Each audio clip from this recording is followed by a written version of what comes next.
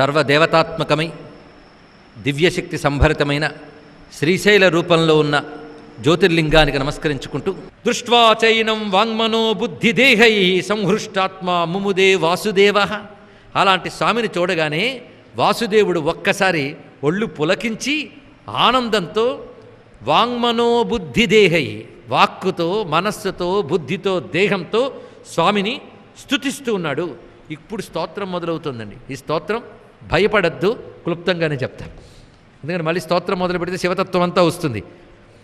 తత్వం అంటే భరించడం కష్టం కదా, మరేం చేస్తాం. కానీ అదే అసలు శివుడు.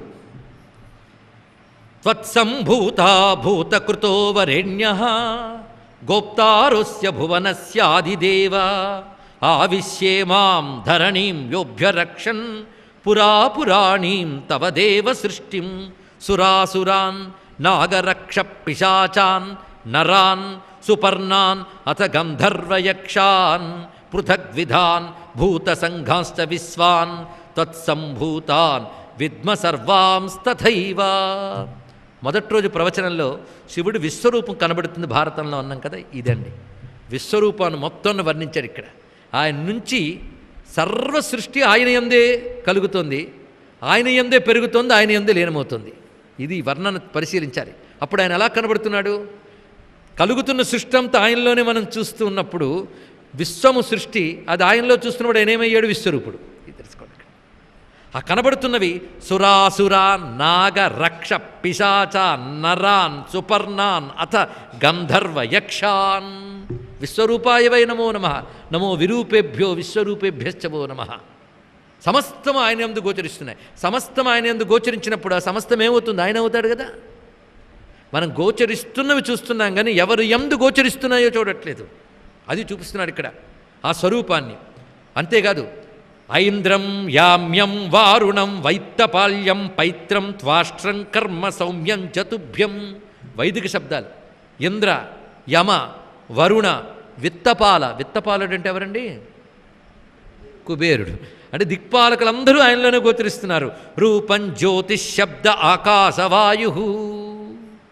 అంతేకాదు అగ్ని రూపగుణకం కలిగింది, ఆకాశం శబ్దగుణకం కలిగింది, వాయువు స్పర్శగుణకం కలిగినది, అదేవిధంగా జలము రుచి గుణకం కలిగినది, భూమి గంధగుణకం కలిగింది.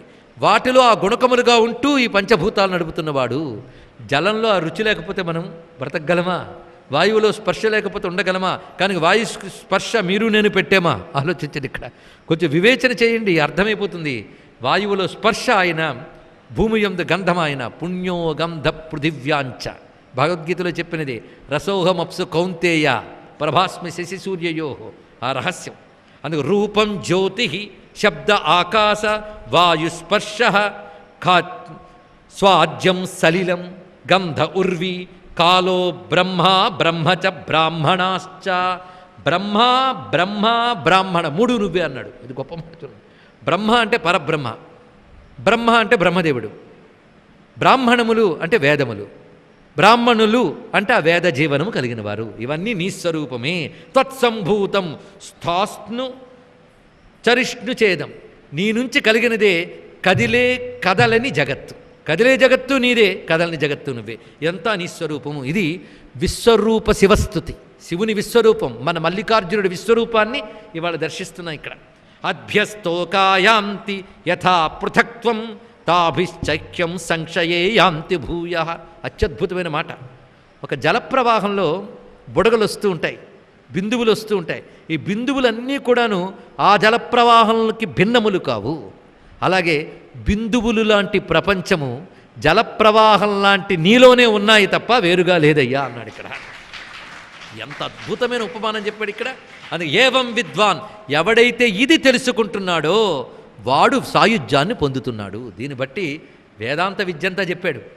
కనుక విశ్వమంతా శివమయమనే అనుభవం ఎవడుకుంటుందో వాడు మోక్షాన్ని పొందుతున్నాడు. కనుక మోక్షం అంటే ఏమిటి? మోక్షం అంటే చచ్చిన తర్వాత విమానం వస్తుంది, అది ఎక్కి ఎక్కడికో పోతామని కాదు. ఈశ్వరుడికి భిన్నమైనది మరొకటి లేదు అని అనుభవంతో గ్రహించడమే మోక్షం. దేనితో? అనుభవంతో. అంతేగాని అవునండి ఈశ్వరుడే అంతా పుస్తకంలో చదివాను, లాభం లేదు. అనుభవానికి రావాలి. అని ఈశావాస్యమిదం సర్వం యత్కించిత్ జగత్యాన్ జగత్. ఆ మాట ఇక్కడ చూపిస్తున్నాడు ఇక్కడ. దివ్యామృతవు మానస ఉద్వౌ సుపర్ణవు. ఇక్కడ ద్వా సుపర్ణ సైజా సఖాయ అని ఉపనిషత్ మంత్రం కూడా చెప్పారు, కానీ చెప్పట్లేదు రండి ఇక్కడ. అవన్నీ వివరించారు. అంటే ఈ స్తోత్రం మొత్తము ఉపనిషత్ సారం. భూతం భవ్యం భవితా చాప్యదృశ్యం త్వత్సంభూత భువనానీహ విశ్వ. భూతము భవ్యము భవిత ఈ మూడు నీ స్వరూపమే అన్నాడు. అది అప్రదృశ్యం. అప్రదృశ్యం అంటే ఎవడు మార్చలేడు దాన్ని. నువ్వు మార్చగలవా? ఒక్కసారి వెనక్కి వెళ్ళి అది మారుస్తాను అనండి, గతం మార్చలేవు, భవిష్యత్తు అది కూడా నువ్వు మార్చలేవు. అది ఆయన అధీనంలో ఉంది తెలుసుకో. కనుక కాలము సర్వము ఆయన అధీనము. భక్తంచ మాం భజమానం భజస్వ మారీరిషో మా మహితాహితేనా. ఇవి నారాయణ మహర్షి చేసిన స్తోత్రం. మనం కూడా స్వామి వద్ద చేసుకోవచ్చు.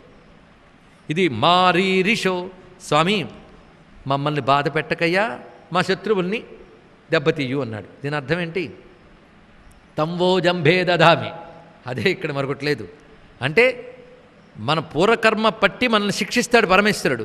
కానీ నువ్వు శరణు వేడేవి కనుక నిన్ను విడిచిపెట్టి నిన్ను బాధించేవాడిని బాధిస్తాడు. అది చెప్పడం ఇక్కడ. అది ఇక్కడ వివరిస్తూ మానో తన ఏ మంత్రములు ఉన్నాయి కదా, అది అర్థం ఇక్కడ. పూర్తి మంత్రం చెప్పక్కర్లేదు, భావం గ్రహించేవాళ్ళు గ్రహించండి. నా వాళ్ళని హింసించకు, నా శత్రువుల్ని దెబ్బతీయు. శత్రువులు అనగానే ఇక్కడ అర్థం ఏంటంటే ధర్మ విరోధులు. ఆత్మానంత్వం ఆత్మానో అనన్యబోధం. అంతేకాదు, నువ్వు ఆత్మకి వేరు కావు అని ఏ విద్వాంసుడు తెలుసుకుంటున్నాడో విద్వానీయవం గచ్చతి బ్రహ్మశుక్రం. మొత్తం ఉపనిషత్తు వచ్చేసిందని ఇక్కడ.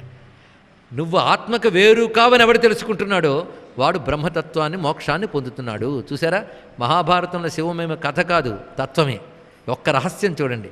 ఆత్మకు నువ్వు వేరు కాదని తెలుసుకోవాలి. ఎందుకంటే భగవంతుడు భగవద్గీతలో చక్కగా చెప్పేశాడు, నేను ఆత్మనే అన్నాడు.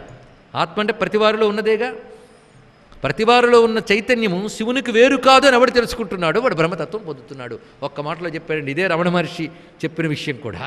అంత చక్కగా బోధించి సుదుర్లభాన్ దేహి వరాన్ మమేష్టాన్ అభిష్టితు ప్రవికార్షిశ్చ మాయాన్. స్వామి నాకు నువ్వు సుదుర్లభమైన వరములన్నీ ఇవ్వు అన్నాడు.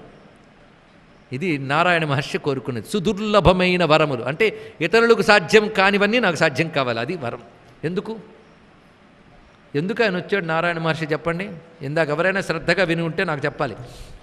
లోకరక్షణ కోసం వచ్చాడు ఆయన. కనుక లోకరక్షణ కోసం నేను ఎన్నో పనులు చేయాలి కనుక ఎవరూ చెయ్యలేనివి చెయ్యగలిగే శక్తి నాకు ఇవ్వవయ్యా అని అడిగితే అప్పుడు వెంటనే పరమేశ్వరుడు సంతోషించి మత్ప్రసాదాత్ నీకు నేను ఇవాళ ప్రసన్నుడనై కొన్ని వరములు ఇస్తున్నాను.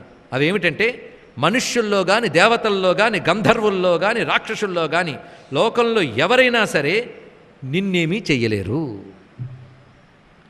నువ్వు ఎవరినైనా జయించగలవు.